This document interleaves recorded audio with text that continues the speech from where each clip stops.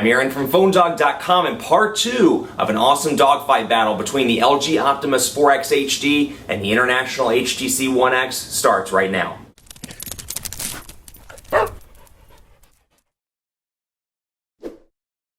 Part 2 of an epic dogfight battle continues, and if you didn't watch part 1, go back and have a look at it, but my apologies, I think I'm getting laryngitis, so my voice is a little deeper today than it usually is, so please forgive me for that. But before we get into the LG Optimus 4X HD versus HTC One X battle, international battle at that, between two devices that aren't available in the US, at least in this form. Some love to Best Buy Mobile for hooking us up with phones like this, US-based devices of course, for use in our One Paw Bandit giveaway game on PhoneDog.com. So we turn these devices around and give to you for free. When you walk into Best Buy Mobile, you won't deal with any rebates. You're not going to wait 8 to 10 weeks for paperwork or, there's crazy rebate debit cards that nobody really likes, and you can never quite get down to zero. If you're like me, at Best Buy Mobile, you'll walk out without dealing with any sort of rebates, and they'll help you set up everything as well as part of their walkout working program. So back to the devices, the Optimus 4X HD over here, HTC One X International version over here. Both awesome devices. This is LG's kind of re-entry into the high-end smartphone market. They've kind of had some duds over the years with like the Spectrum, with the Nitro HD. Not saying they're bad devices by any means,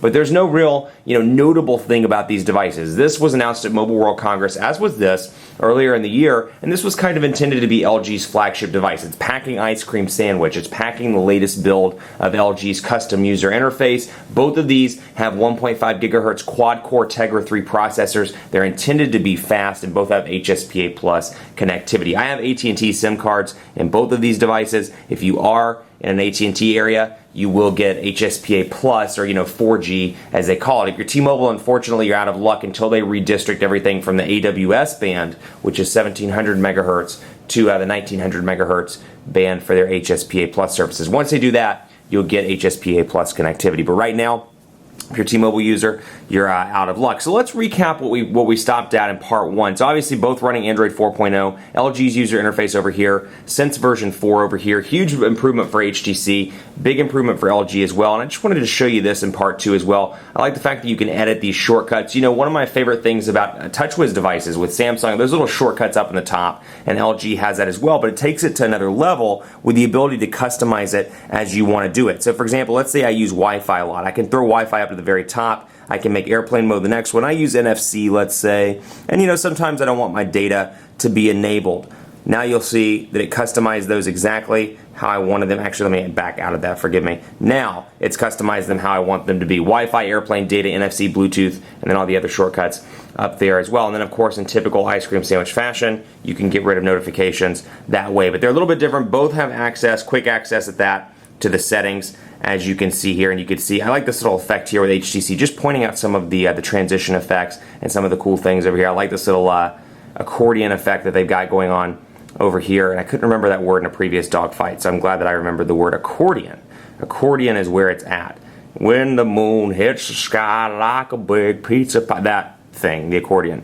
You get the idea. Yes, I do sing on dogfight videos. What of it, man? What of it? I'm going to try to load up the browser here. Forgive me, AT&T is not the best in my office. It is a little bit of a dead spot. So I'm going to load up, try to load up PhoneDog over here as well. We're going to try to get these kicked on and running, and we'll do a web browsing test. So again, AT&T service not the best in my office, but you can see pinch to zoom on both of these devices, relatively responsive, even though this one kind of timed out, as you can see over here. Menu button up here at the top on the HTC device. Over here, kind of more of a stock Android look and feel with the tabs up here at the top that you can easily scroll between. That said, you can do the same thing over here on HTC just by clicking tabs, although you'll see, which is kind of cool because you'll see a nice preview. So let's say I'm really focused on the hashtags up the top or whatever, and I go to tabs, it'll give me a nice preview of where I left off. Same thing kind of over here, I can focus in on that, and then it'll show me right where I left off, and I can go back and forth between the respective tabs. Then I get the same shortcuts, although like I said in part 1, the menu button's down here at the bottom. It's a physical hard menu button as opposed to over here where it's a software-based menu button that moves depending on what application you're in. HTC's done a good job of kind of keeping the menu button in the same spot. So you'll see over here, for example, menu up here at the top.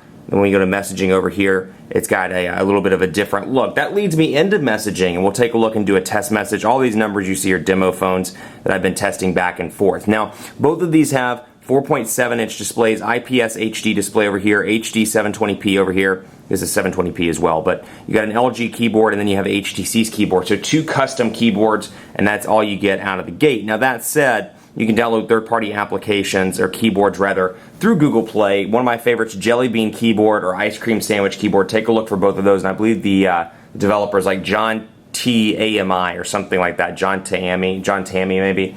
And it's a very useful keyboard. I use it on all of my Android devices. That said, LG's made some improvements to their keyboard over here. HTC's done a pretty decent job as well, and you'll see the portrait to transition, or portrait to landscape rather, excuse me, transition effects are relatively zippy on both devices thanks to that quad-core processor. That said, LG's keyboard, much improved over the past, so we'll say the Quick Brown Fox is happy it is hump day. Quick Brown Fox is happy it is hump day. Over here, a little bit harder to type on in my opinion, although it's got the same size display, is happy it is hump day. I find myself typing a little bit faster on the LG keyboard, which is a marked improvement over previous LG devices, the Revolution, the Spectrum, etc., where I had a really hard time with LG's keyboard. So it seems like they made some nice improvements to autocorrect and more this time around. So again, if you're used to an LG keyboard from the past, take a look at this one because it has been improved ever so slightly. And then over here, HTC's keyboard continues to do well. That said, I find in terms of the keyboard it to be a little bit of an edge to the LG. That said, let's go into camera. Both of these have 8 megapixel cameras. HTC, I'm going to spoil it for you, definitely wins this round thanks to a fantastic camera with a lot of different capabilities. So I'm going to bring a third phone in here. Blasphemy, I'm going to bring in this third phone, Motorola Atrix HD, so we can do a camera comparison here. So take a look at the HTC, for example. You've got your settings over here, and then I have this, and this is the coolest feature of this device. We're going to wait for it to focus in, and I'm just going to go.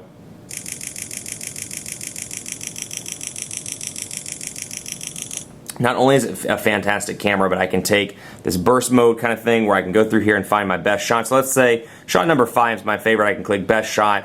I can delete the rest of the images, and bam, I'm good to go. You can also take pictures while you're recording video, which is nice. So if I flip over to video, I can do the same thing over here. We'll record, which we were recording, my apologies.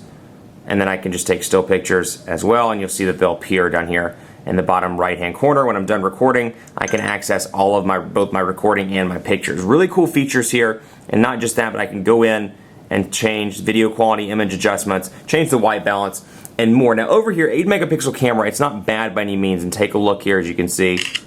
Take some pictures.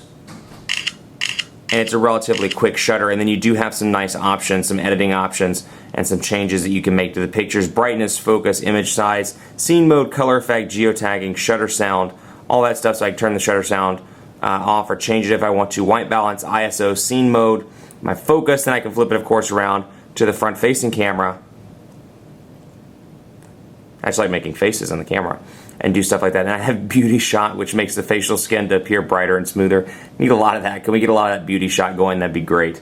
But you got a decent camera here. That said, the One X by far wins in the camera department. It's a fantastic, one of the best cameras I've ever used on a mobile device. It's definitely for me a tie, or somewhere up in a tie between the One X, the Galaxy S3, and the iPhone 4S in terms of best cameras on a mobile device. So very impressive on those counts. And like I said, you know, if your camera's not that important to you, you take pictures from time to time, it may not be as important of a decision to you, but if camera's your priority, then you can stop watching the dogfight now because the One X is by far the winner in that category. Let's take a look here, quadrant standard as well. And then another thing I wanted to point out, you can actually show less icons. This is a cool little personalization thing where you can make the icons larger or you can make them smaller. But again, my beef with LG is the fact that all these cool personalization things, I feel like it's kind of fragmented. They're all around in different parts of the menu within Android. You got to find them. You got to know that they're there. For example, just yesterday morning, or yesterday afternoon rather, I found that icon thing that we talked about in part 1 where you can change the individual icons. Just found that for the first time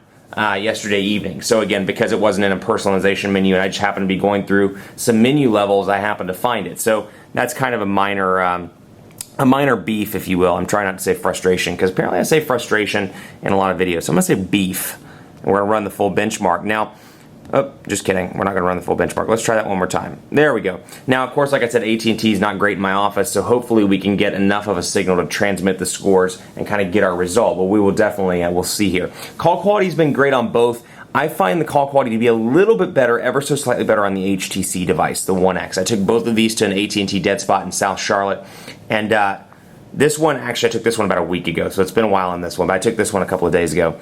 Same spot. It's a notorious AT&T dead spot in South Charlotte, but I did find that calls got a little bit choppy all around, but I noticed that I was able to hold the call a little bit better with the One X. Earpiece appears to be just a little bit louder on the One X as well. That's not to say the LG isn't good, but if you're in that, that person that lives in that spot where you get one bar of service, or it's like my office where it doesn't do so hot when it comes to reception, the One X is probably going to be the better bet for you. Again, this is kind of a frustration of Android 4.0. Take a look at this random menu button down here at the bottom. Don't really care for that. So let's see if we can get these sent.